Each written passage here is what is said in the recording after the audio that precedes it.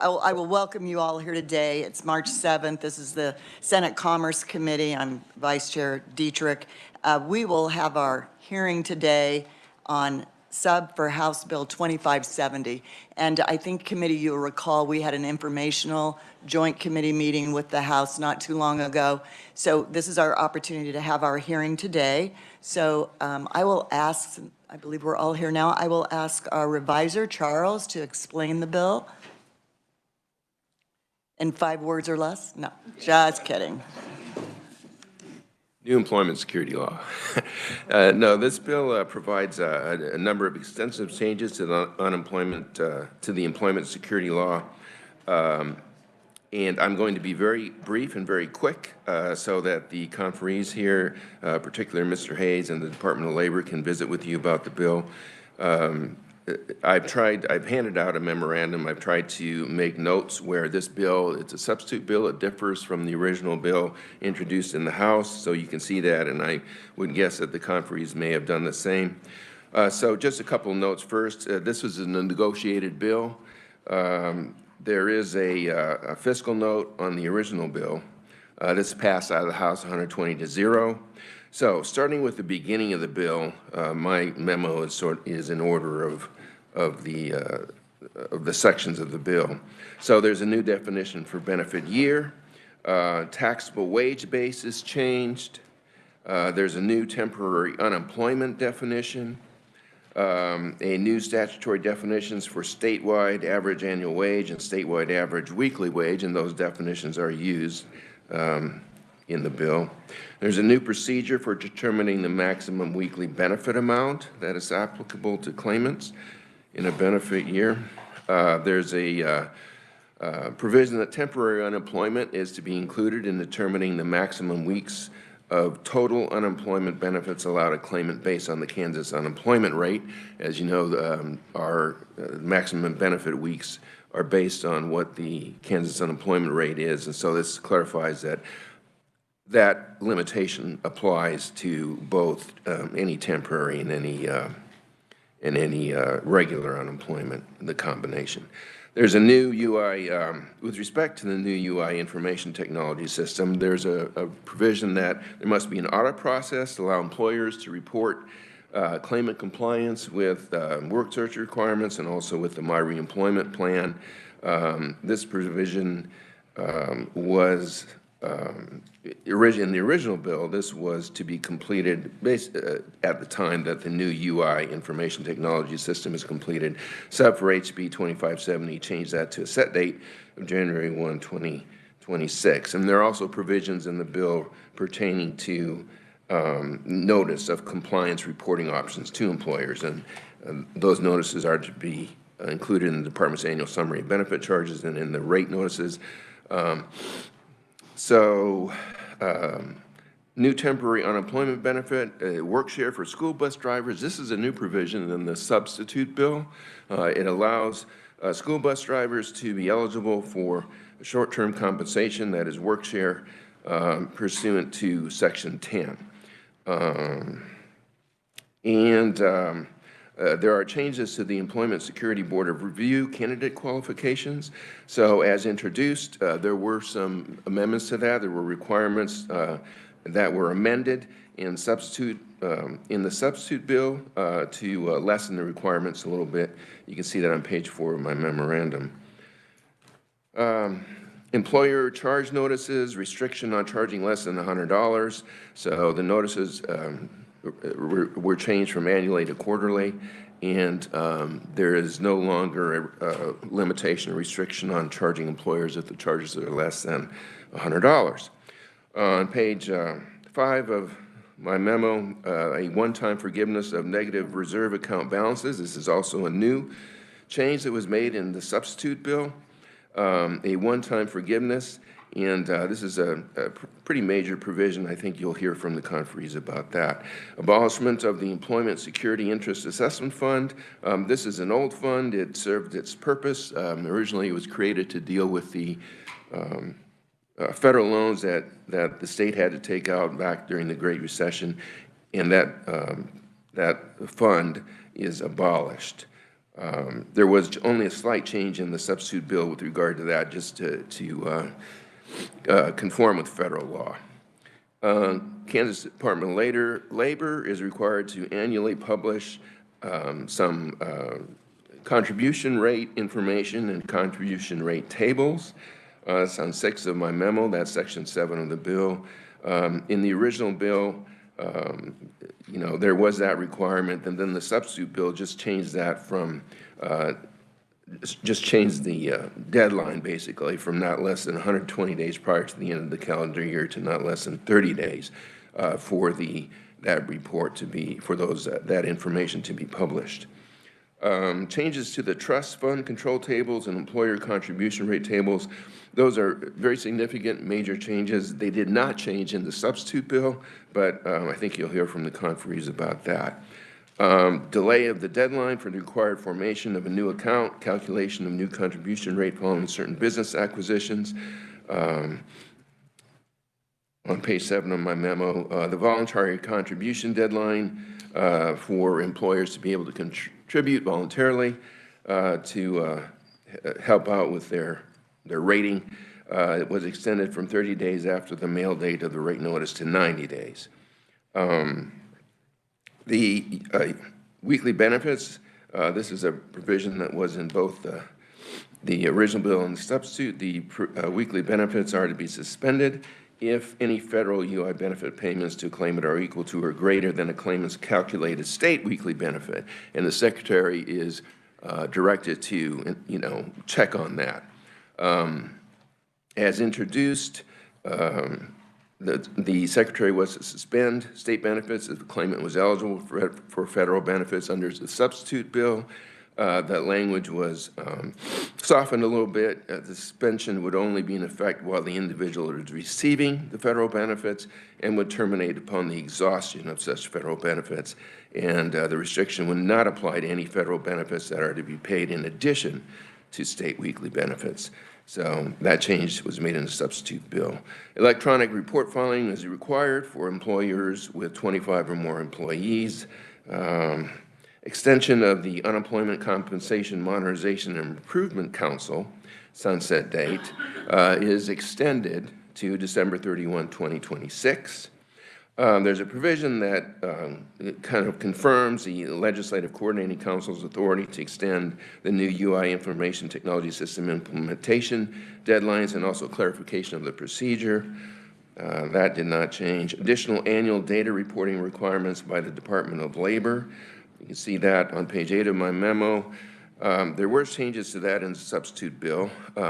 As introduced, the Secretary was report certain data annually, trust fund data pertaining to terminated inactive accounts, statewide wage data, certain information about contributing negative rated employers.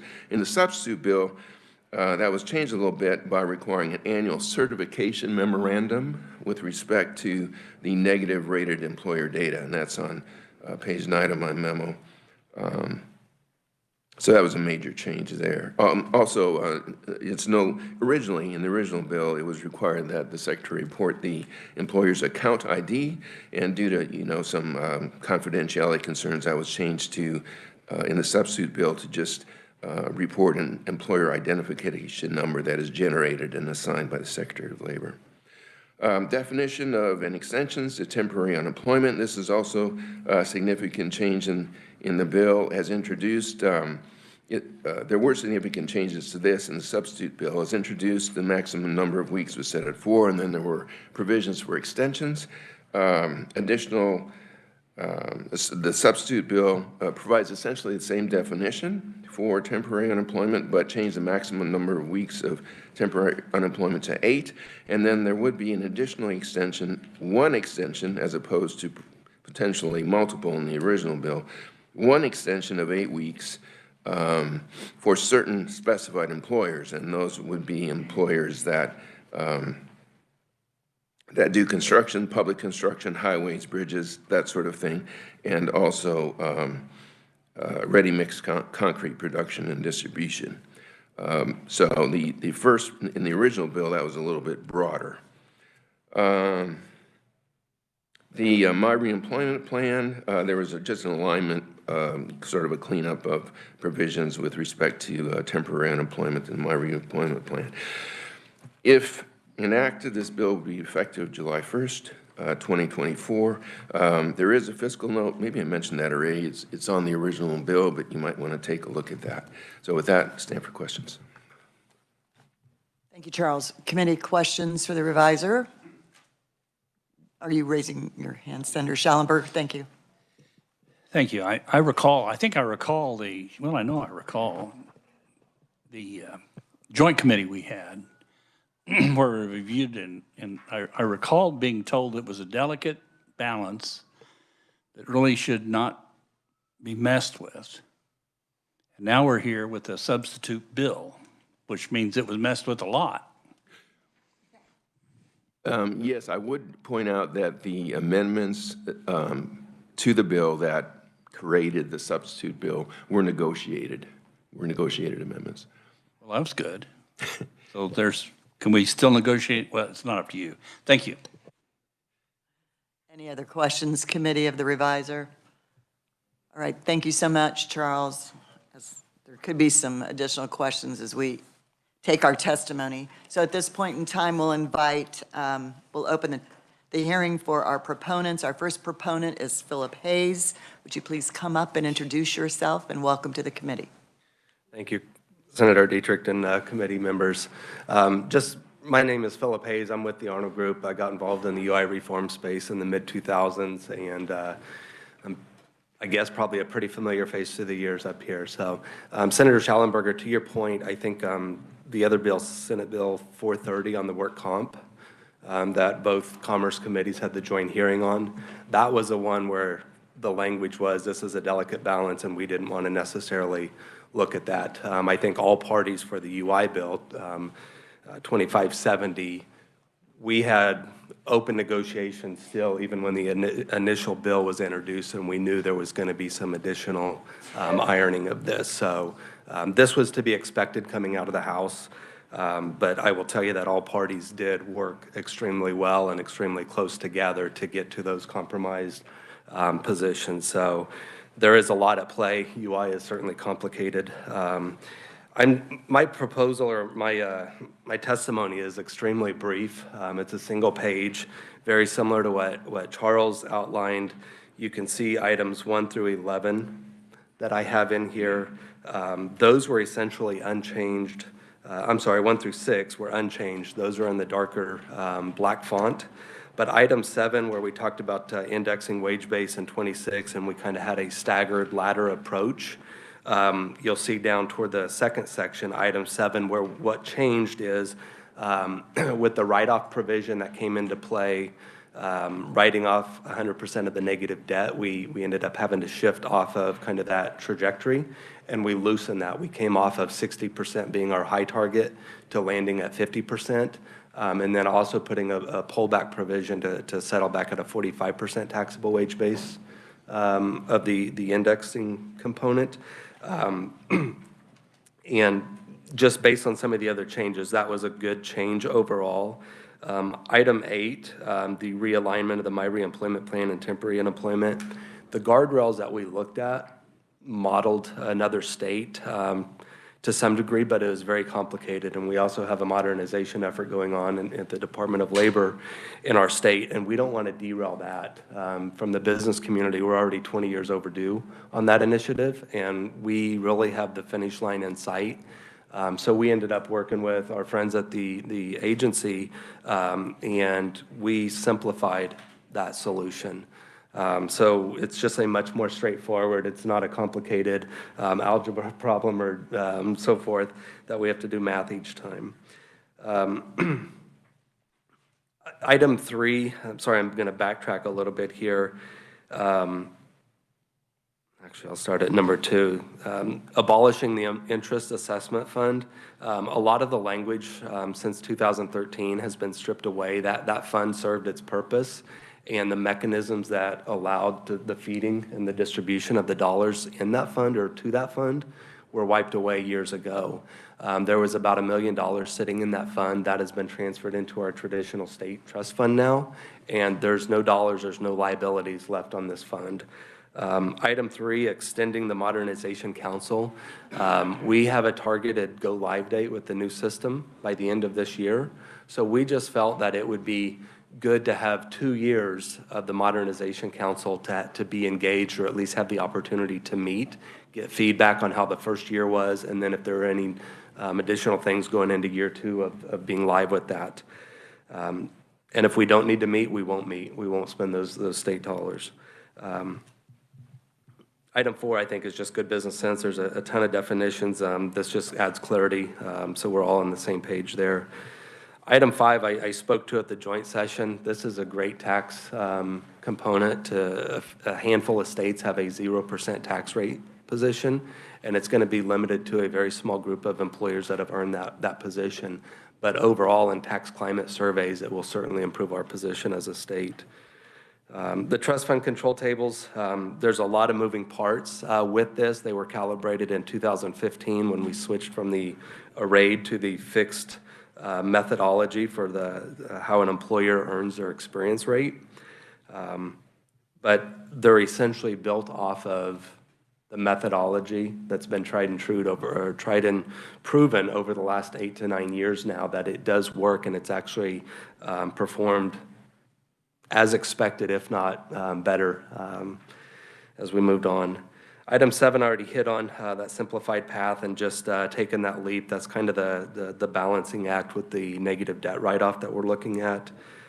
Item 8, the realignment of the My Reemployment Plan and the temporary unemployment guardrails. I spoke to the temporary unemployment, but we're just clarifying really some semantic language within the My Reemployment Plan and how that overlaps or dovetails with the temporary unemployment provisions.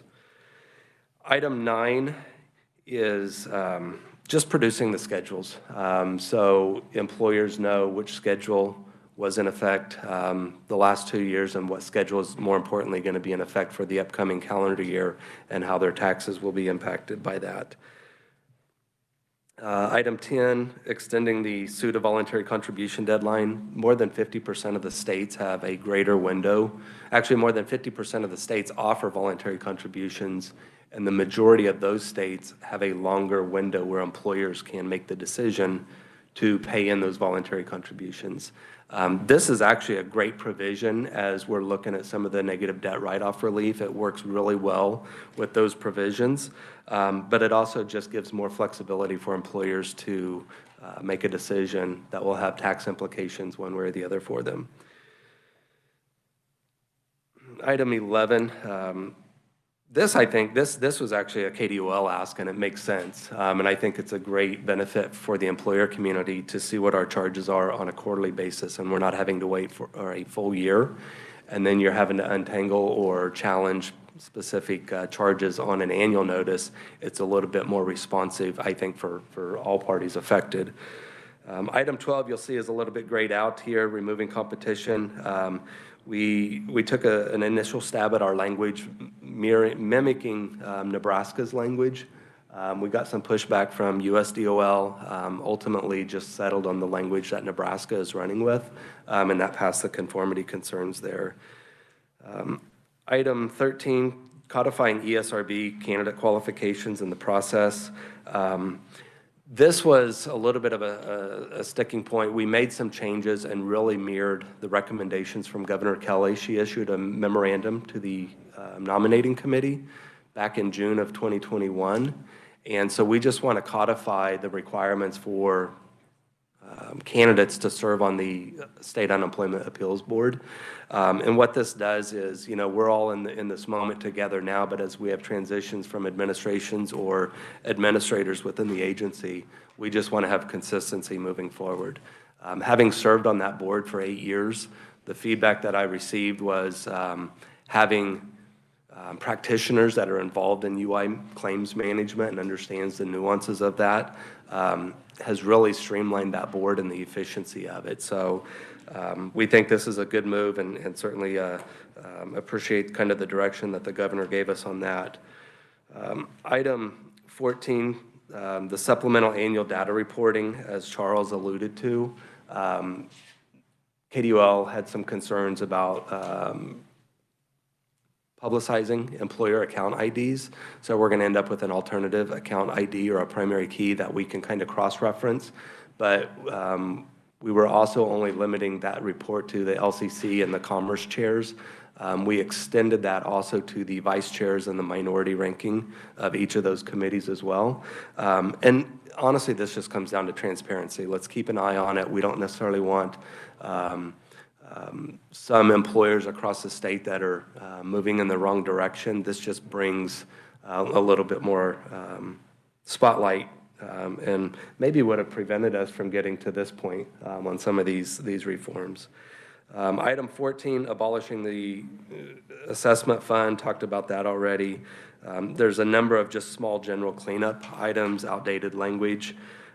If I can take your attention down to item 17 and 18 toward the bottom. 17, I think has been a provision that has kind of been an arm wrestling maneuver in the State House for as long as I've been involved in the UI reform. We added a work share provision for school bus drivers. So if they are doing, if they have reduced hours during the summer, they can now qualify for UI benefits. This has been a longstanding ask, I think, from the labor side, and I think this is a good addition to the bill. Item 18, the one-time hard reset negative balance write-off. There was a lot of compromise discussion between agency and the business coalition. I haven't said it yet, but I've had a number of coalitions that I've been a part of with UI reform in the State House here, but this is probably the broadest business coalition that I've been involved with. I've had other entities and representatives contact me that have not normally been engaged in the conversations. But so item 18 was new, and largely this comes down to we have more than 30,000 employers. Many of those are inactive. A large component of this debt is uncollectible, even for the active employers that are negative. They're so far deep from the old arrayed system and the old structure of our system, they will never get into positive territory probably in my lifetime. And I still have a number of years in front of me. So what we're trying to do is just kind of level set the playing field to give them a better path and a step up so they can get into a positive rate territory much more quickly and have a realistic ownership or some skin in the game to do so. Right now, there's some of them that are so far buried, it's a cost of doing business and there's no reason to engage in claims management. So we want to kind of change that narrative. You'll see the one final amendment forthcoming. I know there's a small technical cleanup that we'd been working with Revisor Reimer on, and we have that prepared for when we work the bill. But another one that is coming that's not been prepared and all parties are still working through is the U.S. Department of Labor did look at the bill from a conformity position well before the House took up a vote. And we ironed out the one conformity issue that we had with from the U.S. Department of Labor. Upon further review, they have found another issue. We've resolved that, and then they backtracked to another component of this, and now we have a uniformity concern. So we have been engaged with conversations with U.S. Department of Labor. Tomorrow marks 1 week, numerous calls, and expect to have a little bit more clarification and direction from them, hopefully this afternoon or tomorrow. And we are working to get the uniformity and the conformity provisions surrounding the negative debt write-off. Currently, there's about 4 states that have negative debt write-off provisions, and they didn't necessarily care for the manner of how we were going to go about it, and they want to have us model what's already on the books for other states. The good news is, one of the states that we're looking at, their UI IT system vendor works with one of these states. And so actually including that into the coding and the modernization effort actually may be a little bit easier than our initial look. So we fully expect to have that vetted out by next Thursday. We're kind of giving ourselves a soft week to make sure we're not rushing this. So we would appreciate flexibility that maybe the bill is not worked for another week just so we can iron this piece out. With that, I'll stand for questions, but would strongly encourage your support for this bill. I think it makes sense for the best-rated employer in Kansas and the worst-rated employer in Kansas. And at the end of the day, unemployment is about reemployment. And if we can pass this bill, I think it ultimately ensures that we protect the solvency of our trust fund. It also grants or preserves tax credits. So when times are good, like our fund is extremely healthy now, can we offer additional tax credits even for the positive balance employers? More than 97% of employers are currently positive, and we'd like to provide some tax relief, which is built into the bill as well. So with that, I thank you for your time and consideration. Thank you, Philip. Thank you so much. Committee, if it's okay, we've got 4 other conferees. Can we, and it's 11 o'clock, can we hear from them and then save your questions, and we'll call you up as those questions arise. Thank you so much for all the work that you've done on this bill and all the people that you've had to work with. I know it's not been easy. Our second conferee, William Wilk, would you like to come forward, introduce yourself? Good morning, Madam Chair and members of the committee. My name is William Wilk, Senior Director of Government Affairs for the Kansas Chamber. We appreciate the opportunity to testify as a proponent on substitute for House Bill 2570 today, a bill that makes several key changes to the employment security statutes. First, substitute for House Bill 2570 contains provisions from last year's House Bill 2104, which largely dealt with administrative changes requested by the Department of Labor. One important provision added to last year's bill was the contents of 2333, which addressed interview ghosting. That piece addresses an issue that has been a continued problem for employers seeking to hire job applicants. Employers have to report the issue where UI claimants apply for a job opening but fail to show for an interview. Kansas statute requires UI claimants to actively seek work, and employers may currently report to the Department of Labor when the individual refuses an offer. Substitute for House Bill 2570 clarifies that employers may report claimants when they refuse a suitable offer or fail to appear for a job interview without notifying the employer of the need to cancel or reschedule. In today's job market, there are roughly 2 job openings for every individual on unemployment insurance. This provision provides explicit guidance for employers and employees on eligibility for individuals to maintain benefits while actively searching for employment. Moving on to some new provisions included in substitute for House Bill 2570, last summer, we began discussions with representatives from the Kansas Department of Labor and the highway construction industry to work out language related to temporary unemployment benefits. In doing so, we started talking among the employer community about updating the unemployment insurance tax structure to address the taxable wage base, which impacts annual UI tax contributions. The taxable wage base was increased back in 2013 because our UI system had become stressed and compressed under an $8,000 wage base. Kansas benefits are tied to the state average weekly wage, which under a static taxable wage base puts more pressure on the positive balance employers to contribute more into the fund when they are largely not utilizing the system. So in 2013, the legislature approved a bill that would increase the wage base from $8,000 to $10,000 to $12,000 and finally $14,000 over several years to avoid significant increase in tax liability all at once for Kansas employers. Since it has been 10 years since that fully went into effect, we began looking at increasing the wage base again. Through analysis of the system, we found that it would be best to also tie the taxable wage base to a percentage of the state average weekly wage to keep both benefits and tax structures in a way that inflationary factors and wage increases would be accounted for. Substitute for House Bill 2570 adopts an increase of the taxable wage base to 50% of the state average weekly wage in 2026. As mentioned earlier by Phil, this process started with conversations on improving the state's temporary benefits programs for employers and claimants. We are pleased to say the compromise reached on the 8 weeks of eligibility for all positive and negative balance employers, plus up to 16 weeks for highway and road contractors, along with ready-mix suppliers, is an agreement by all parties involved in the discussions. And as Phil mentioned, in the current bill, there is a debt forgiveness piece for negative balance employers, and we were made aware that this is a uniformity issue by the U.S. Department of Labor, and we are working with all the stakeholders, including KDOL and USDOL, to solve this issue. Substitute for House Bill 2570 also modifies the tax tables for positive balance employers, cutting taxes in half for the 27 positive balance rate groups.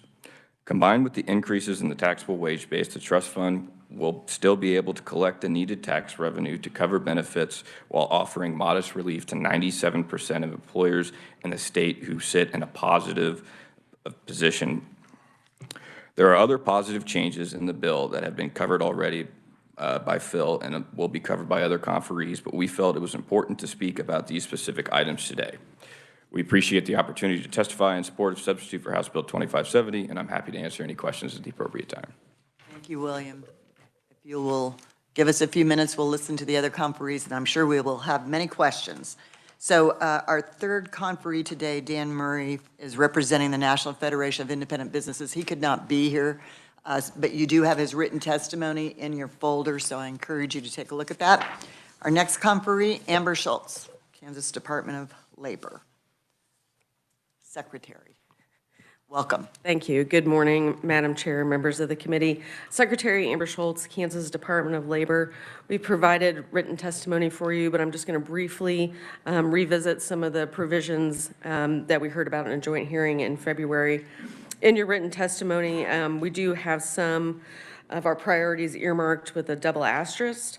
And as Mr. Hayes talked about earlier, we are still working with our stakeholders and the U.S. Department of Labor on some conformity issues related to the negative balanced employers. So first, I just want to briefly touch on the benefit year beginning on a Sunday. Current practice is for a benefit year to begin on a Sunday, but end 365 days later, which ultimately might not be a Sunday, which causes confusion in benefit years. So we just want to streamline that. The second one, as Mr. Hayes also mentioned, sending out our charge notices quarterly rather than annually. Removing 2H simply removes some provisions related to prorated benefits charges. It's just an antiquated process that is no longer necessary. State unemployment tax amendments. Depending on the controlling interest of the business during an acquisition, our current process creates two different processes, which, as you can imagine, causes extreme confusion for our employer community. And so this change simply will ensure that all acquisitions are treated consistently, reduces programming costs for the new system, and obviously ends this confusing practice for our employers and KDOL staff. Online filing, this option lowers the threshold for businesses that can file online from 50 to 25. We still do also, although, provide the opportunity for payments to be mailed to the agencies, so those don't necessarily have to be online.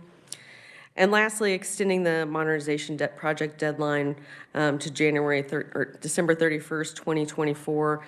This is in alignment with our launch window that we have been very transparent about since we launched this initiative in June of 2022.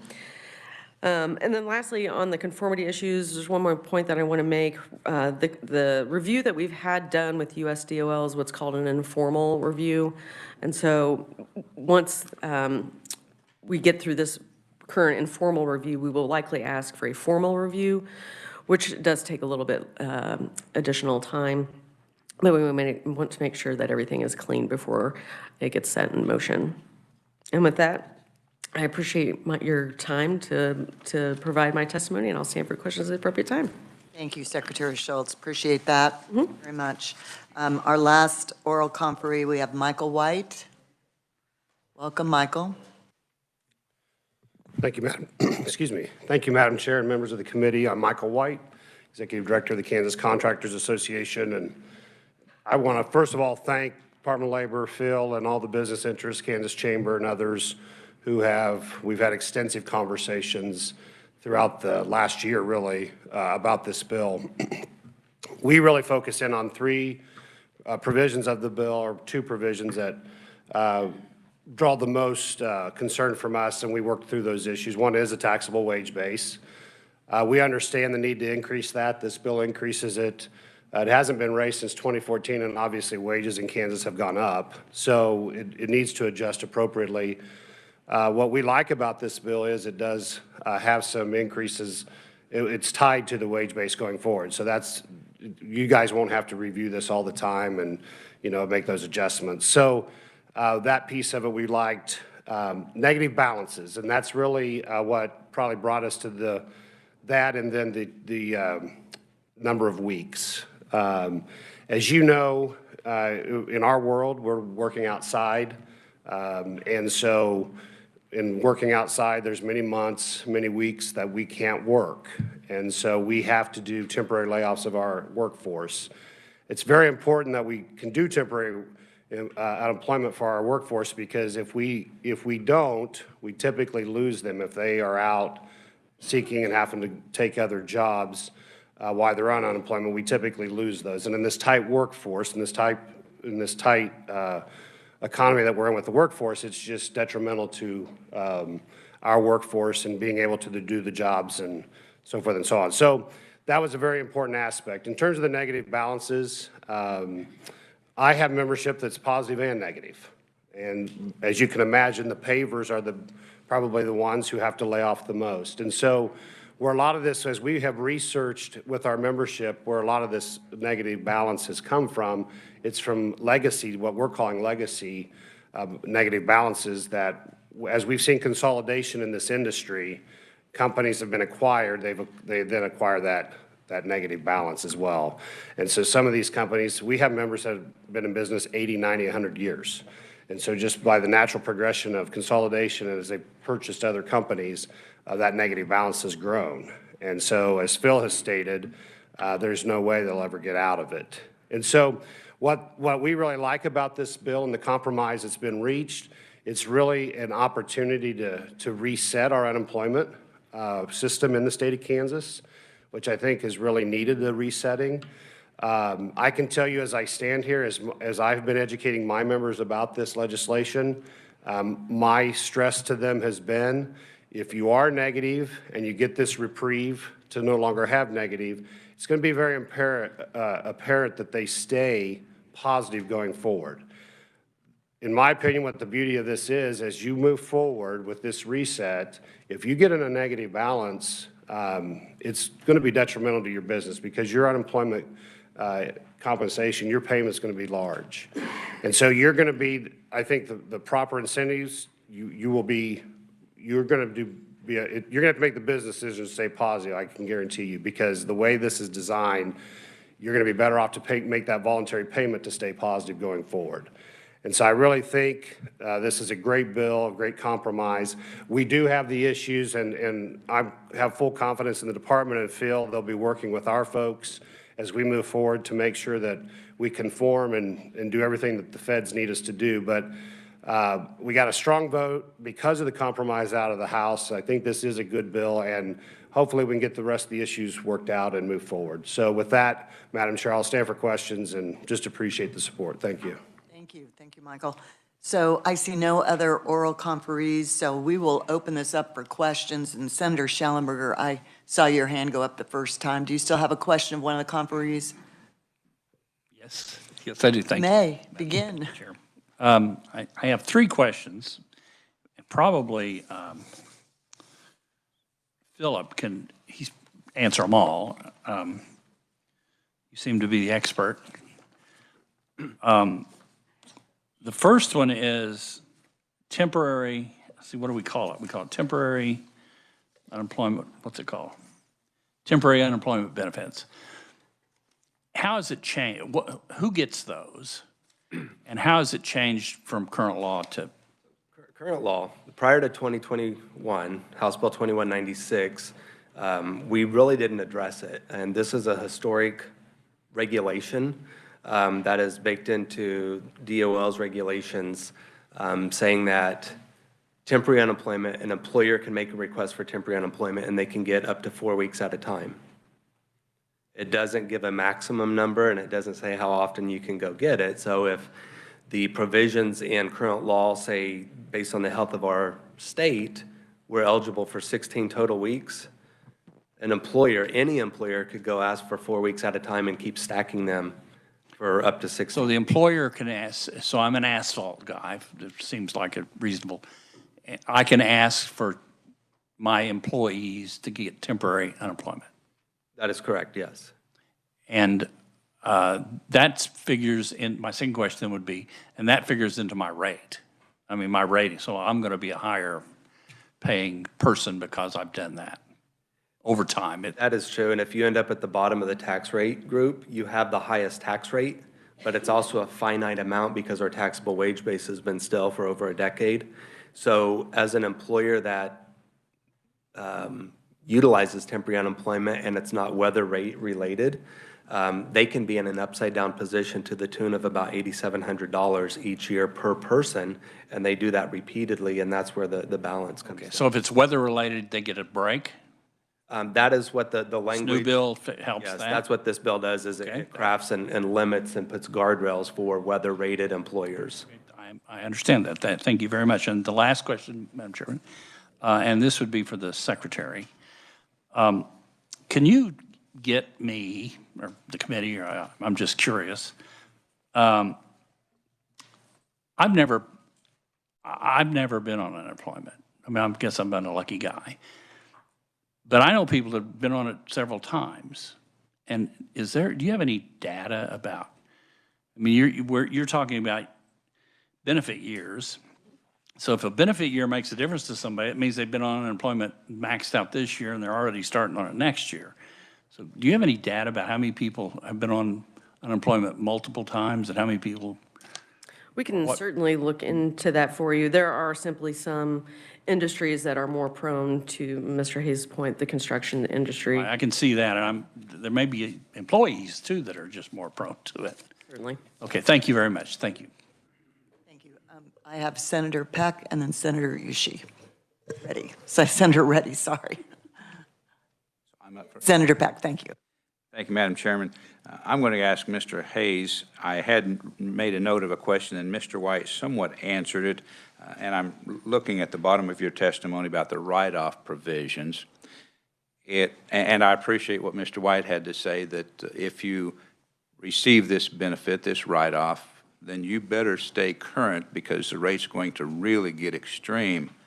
However, are there some type of guardrails other than the higher rate to keep employers from gaming the system, knowing, okay, well, if I have a negative balance every 10 years, it's going to be written off because it just, and I'm going to ask all this at once so you can address it.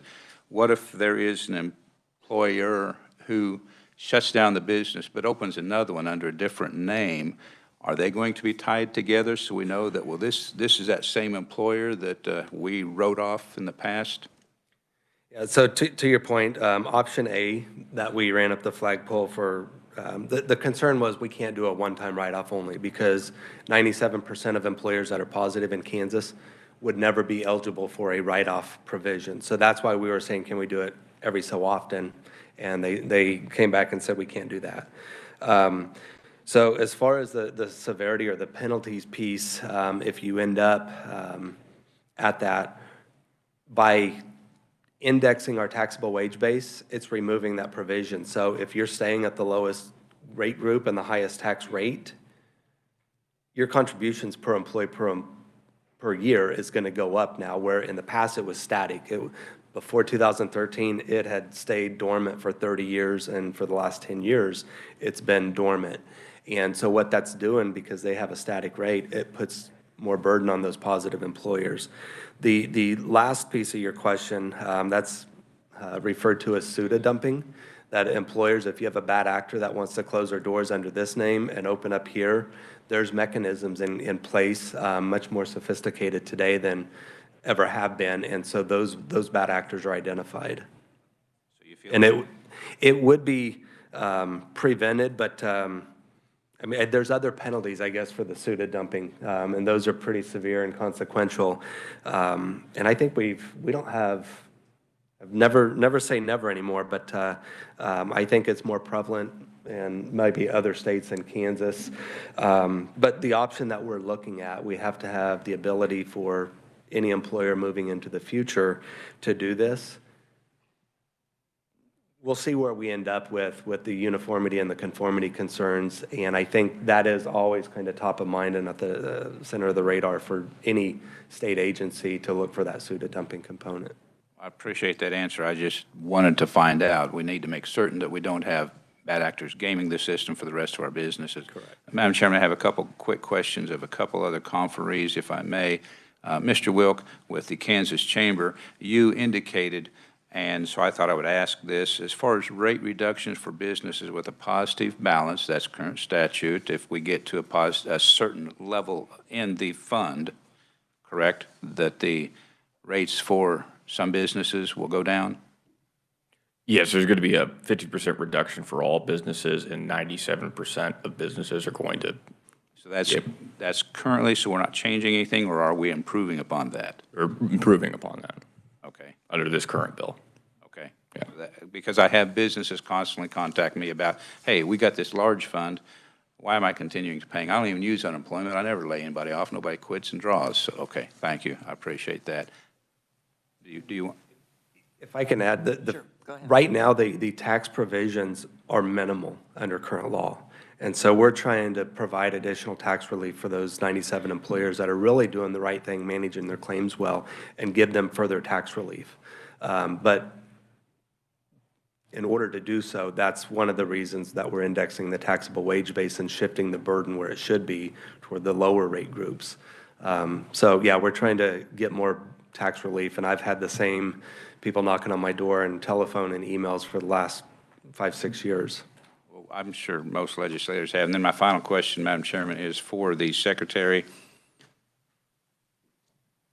As everyone is aware, Kansas had a real issue with unemployment fraud, lost money, unaccounted for, can't find it, can't recover it, and just on and on and on. I won't bring up all the past, but is this continuing to be addressed, or with House Bill 2570, we're just kind of moving on? If it is not continuing to be addressed, why not? If it is, can you give us, and if you don't have time, Madam Chairman, maybe a written brief update, but that's something that still is a point of contention with many Kansans, is the fact that the Department of Labor lost a lot of money through fraud and misappropriation, and there was a lot of upset people contacting legislators, and a lot of legislators still are not happy. So I just thought that that's a little off topic, Madam Chairman, but I thought that it would be beneficial for the committee, since we're talking about unemployment in this legislation, to know where the department is, what's going on.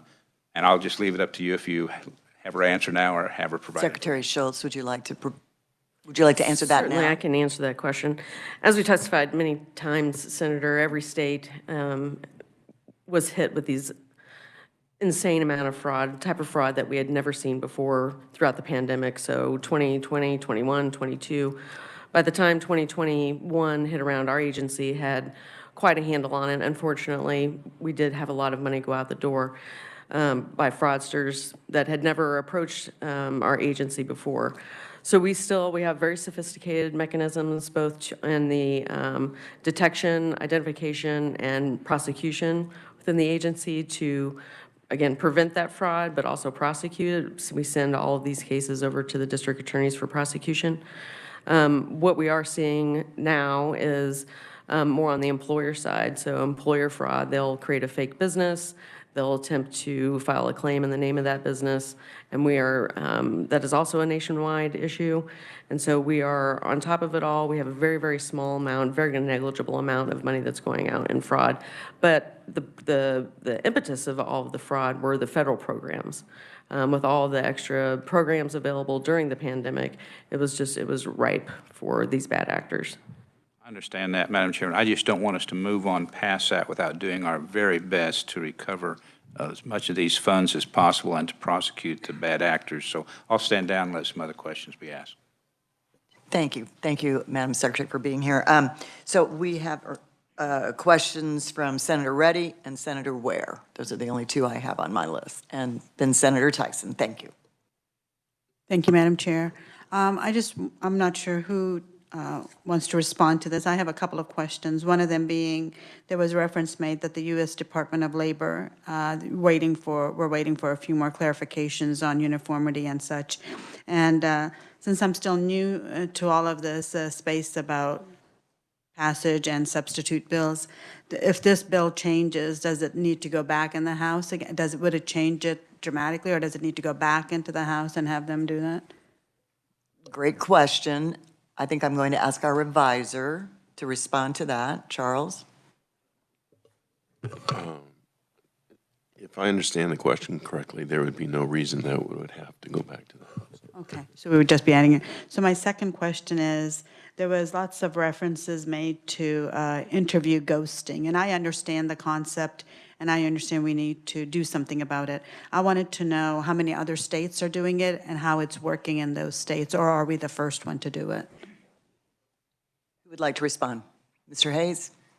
I'll just say that this is kind of the hot topic in a number of states. In fact, I think it was yesterday, I just seen a report out of Louisiana that they're this close to passing it as well. There's a large number of states that are introducing ghosting provisions over the last couple of years. Kansas, I don't think, was the first. That bill did not come to the Senate last year. And we merged or combined all the UI-related bills together. But Kansas, by no means, will be a minority state in this manner. The majority of the states are addressing ghosting, just because we're trying to tie back to legitimate work search activities to maintain benefits. Madam Chair, just to comment on that. No, I completely agree. I think there are people that look like they're looking for jobs just to meet some criteria, but they may not actually be looking for jobs. And just whatever other circumstances might come up where you have to not show up for an interview. But I'm glad we're able to try to keep track of it and have something in there to address some of those concerns. Thank you. Senator Ware? Thank you, Madam Chair. I am thrilled that the school bus drivers are included in this. I've been hearing about this for years. It's frankly, it's a safety for our children kind of issue, because they have to re-up, just as Michael White was saying in the construction business, they lose their legacy employees every year, a good percentage of them, so that's exciting. But my question is about the write-offs. I'm wondering who, and perhaps it's a question for Mr. Hayes, what does it look like? Who are these employers? Are they large? Are they small? Is it a mix? Can you kind of give me a little bit of a picture? I mean, I know. All of the above.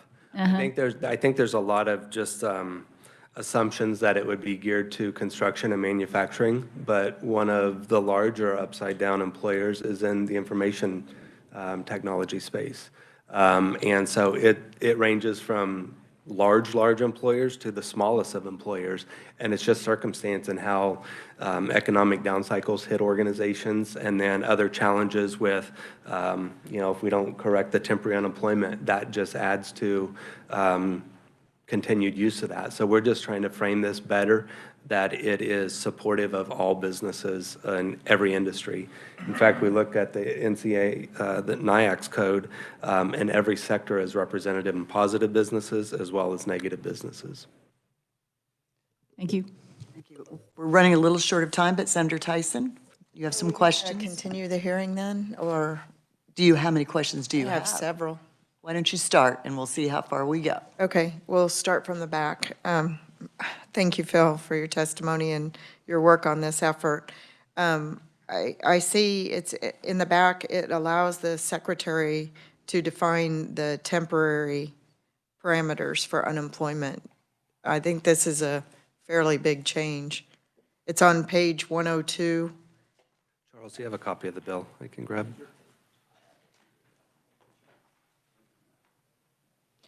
Allows them to extend additional work weeks for temporary unemployment. So it allows her quite a bit of flexibility there. No, this is really, if you go to the top of page 103,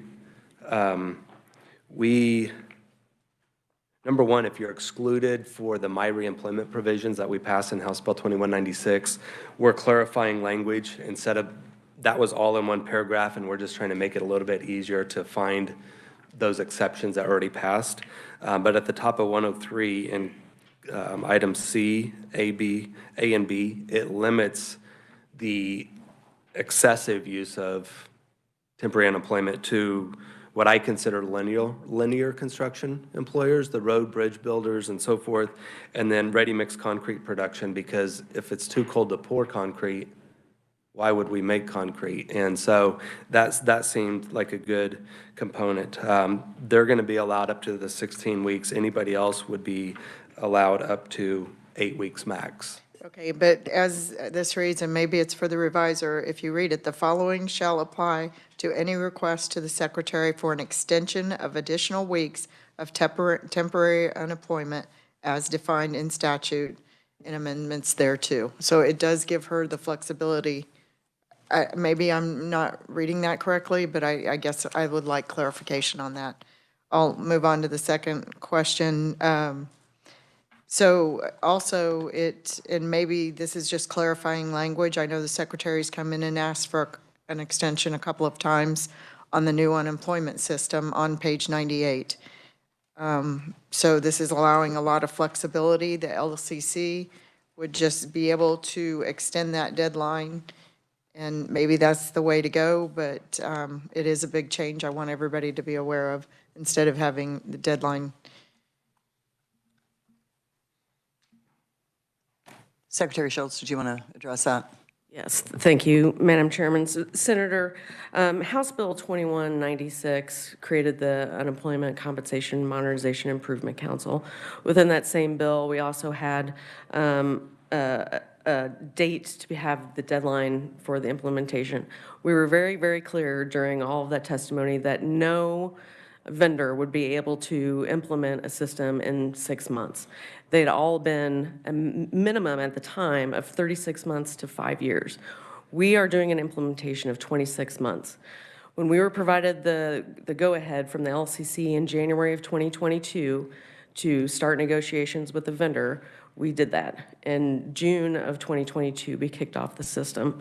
So these deadline dates are not within the realm of possibilities of this implementation. In addition, we are still extending the sunset of the UCMIC, who provides oversight for this initiative. So we welcome the oversight. We just believe that it is a burdensome process to have to continually go back when we've said for time and time again, it's going to be Q3 of 2024. Thank you, and thank you, Madam Secretary. Part of that, though, is you did pick a vendor that is going to take longer than other vendors.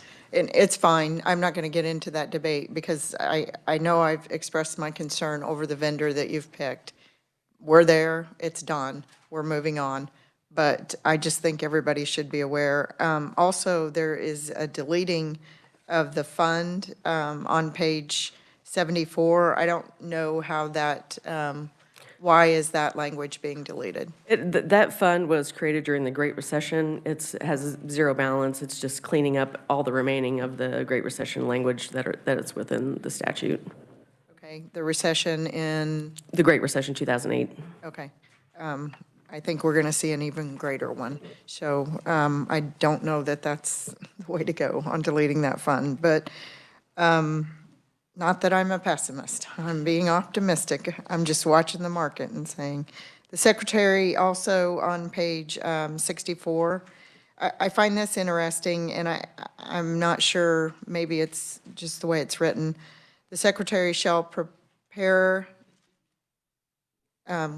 tables showing the calculations. Where will those tables be prepared? Where will they see them? I still see some of the tables exist in statute.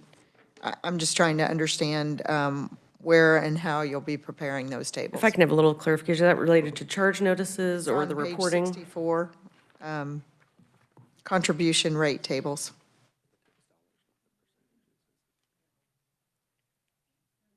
Yes, hold on, I'm reading. Thank you. Committee, well, Yeah, we do that. We do this already. It's like, yeah, it's all on the website. We're just making clarifications. So you create the rates? That's what this says. The Secretary shall prepare contribution rate tables. Sure. Yes. If I can. Why this is important is as we are going to index the state taxable wage base, the tax rate percentages will stay static in the tables that are in law. The contribution amounts by dollar based on rate group will shift if there's a change in the taxable wage base. In the current substitute bill, we have a maximum taxable wage base at 50%, and we have provisions to peel that back to 45%. So it's just a communication, a transparency method to say, this schedule is in play, this is the taxable wage base, And rates last year, even if you're in rate group 1, your rate was $28 per employee. If we go to a 50% or a 45%, that dollar amount per employee per year could change. So we just want, So why that additional paragraph to make sure that the secretary is communicating, or it's new language? I'm in a rate group, and based on the credit tables right now, there's just not enough variation, so I couldn't tell if I was in, if we were in Schedule 10 or Schedule 11. So this is just communicating exactly which schedule we're in and the dollar amount per employee.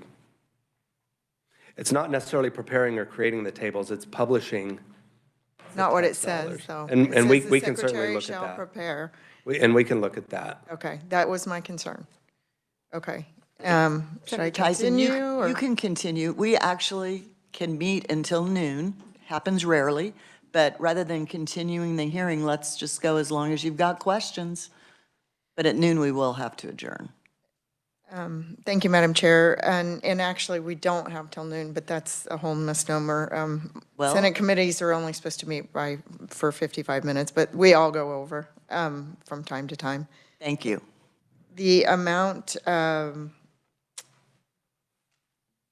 okay, and this is probably for the revisers on page 59, and I'm sorry, you guys, I look at this a little too closely, but it is important legislation. The amount of the bond or deposit, and then it refers to subsection, which I know it changed. Why are we removing that language on reference? It says the amount of the bond or deposit or escrow agreement required shall not exceed 5 required by what? Is it just implied by statute or rules and regs, or? I'm sorry, Senator, I'm not, Page you're on page 59. 59? Line 14. So that's just part of, there are a lot of changes in this section, I think, and that's just, well, no, it's section 9, but that's just some cleanup. Well, my You know, question is we're if we actually don't, in. so my question is if we don't put required by what, is it still going to be, is it implied that it's by law, I don't know, since we're deleting that language. We're deleting the reference because the reference is actually to the paragraph that we're in, right? So required by this subsection, we're actually in that subsection. So it's just a cleanup. It's just, So maybe we should leave the language, this subsection, just. Okay. I would also ask on page 48, why did we choose 8 years and 3 years?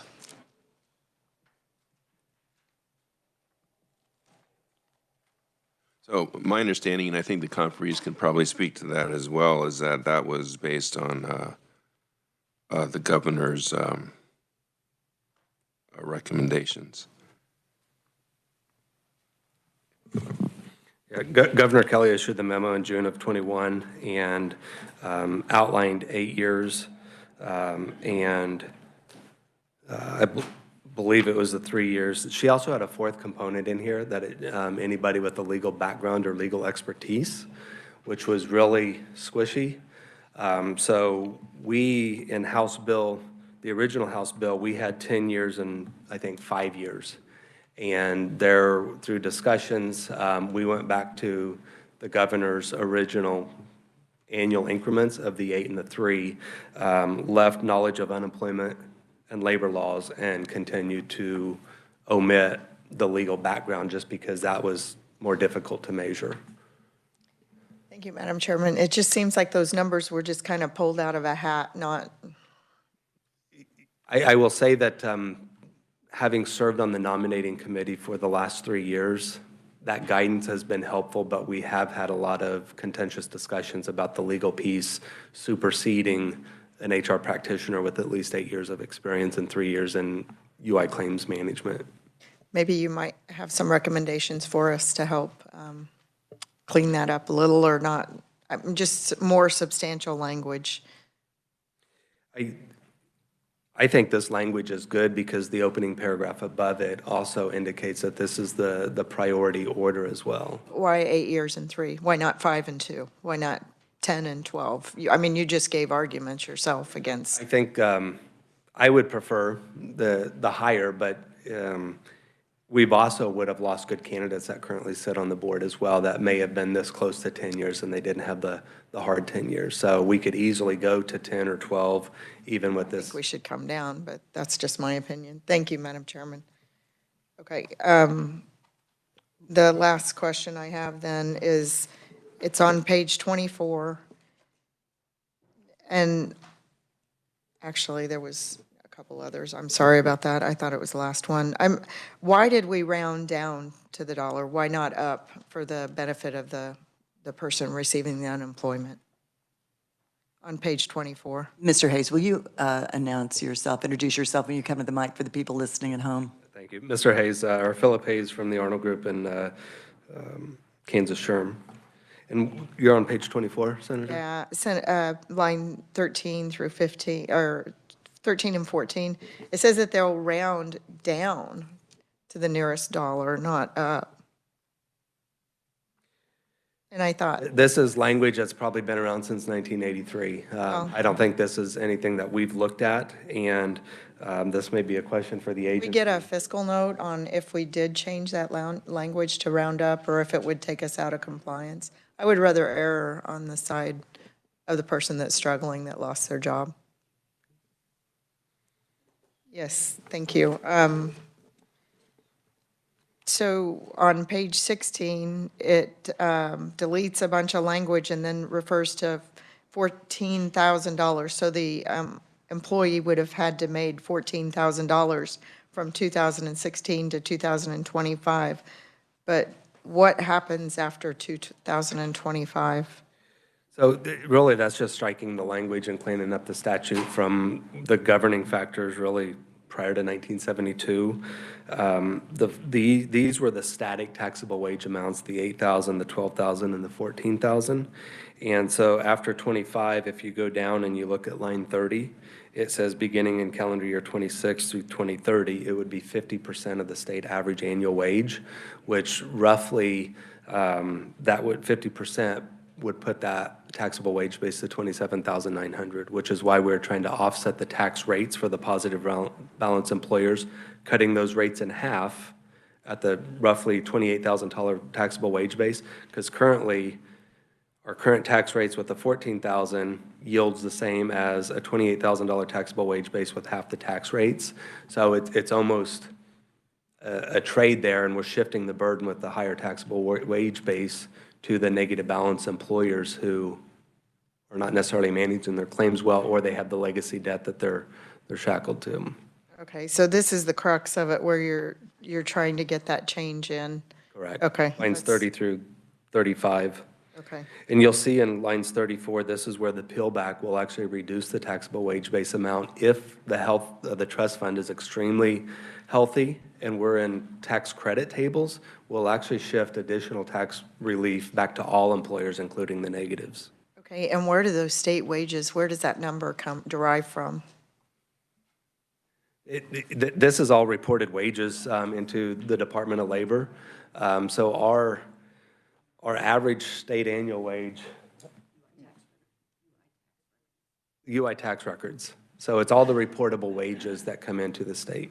Okay, I just want to make sure that we knew where the source was. This is also why I advocated to put the definitions of the state average annual wage, so it was very clear that we're all utilizing the same yardstick. So, okay, thank you, Madam Chairman. Thank you for your very thorough questions, Senator Tyson, and thank you all, conferees, for being here today.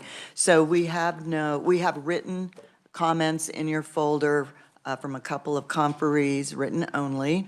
Are there any opponents? Are there any neutral? Well, at that point then, I will close the hearing on substitute for House Bill 2570 and thank all the conferees for staying with us a little bit longer. Committee, that will conclude our work for today. We have no meeting scheduled on Monday. We're going to work a bill on Tuesday, or have a hearing on 2387 on Tuesday, and we will possibly take final action on any bills previously heard. Meeting